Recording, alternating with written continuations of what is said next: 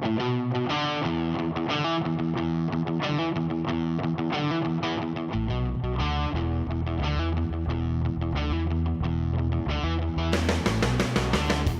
and welcome to the world of Mojato, a world that opens up with the artwork of so many gifted people when you go to mojato.com. But today, we'd like to highlight the story of one such gifted soul who proves to you that communication need not always be about the written or spoken word, because it can be done so wonderfully through artwork, as Amrit Khurana shows you.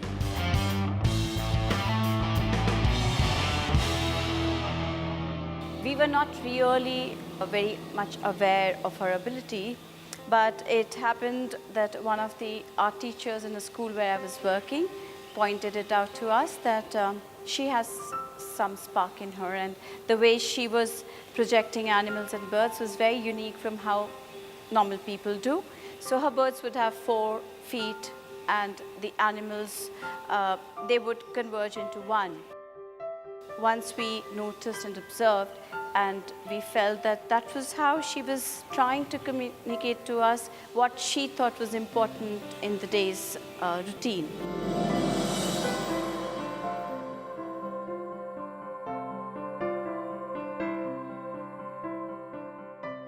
It could have been the time she saw a drunk man lying on the street, or a couple in Lodi Garden getting off a motorcycle, or a monk she saw with a guitar. For young Amrit Khurana, who suffers from advanced autism, they make for moments she registers and passionately pours out later onto the canvas. Since her condition allows her to feel emotions only in black and white, her expression is either happy or sad, angry or forgiving, playful or aloof. She cannot fake it, feeling either one or the other, leaving whatever she creates to fall nothing short of honest in its entirety. But there is a community that works around her, making sure that her difficulty with speech does not let her fall short of expressing her wonderful skill.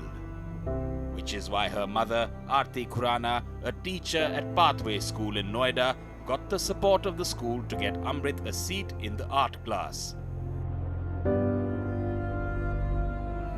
Her recent show, Color Revelry, works from which are available on Mojato, brought together that community.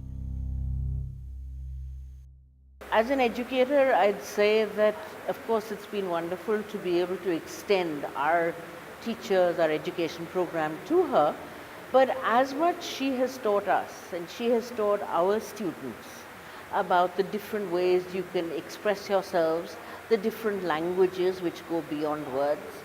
And so she transcends the standard visual of an artist, which is a wonderful education for everybody else. Since the time her work has been recognized and people have started appreciating, there is a vast improvement in her confidence levels, and she now understands that this is her work and how important it is, and that she is the artist. So she will pose with people who are buying her works, and she knows that she's to pose for the camera.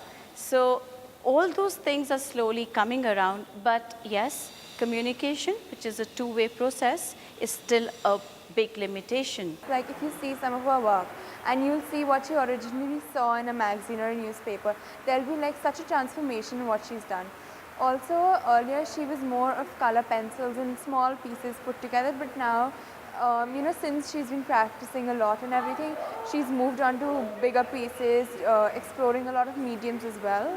It is a different situation, I tell you. Like supposing there is a classroom, so my table is somewhere here and Amrit is next to me, and I have got proper layout of the tables, where regular students, they come and practice the art.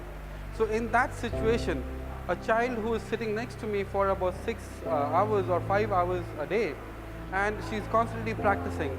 And these students, when they come and see that, each day they are seeing a new piece of art, and the idea is developing from, small size to bigger size. All these things are like a big learning for other students, I guess.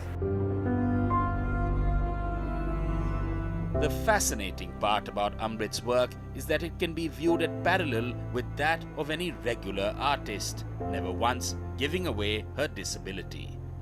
But each work has a story, and once you know hers, you cannot help but want to explore a talent within yourself you may have let rest too long.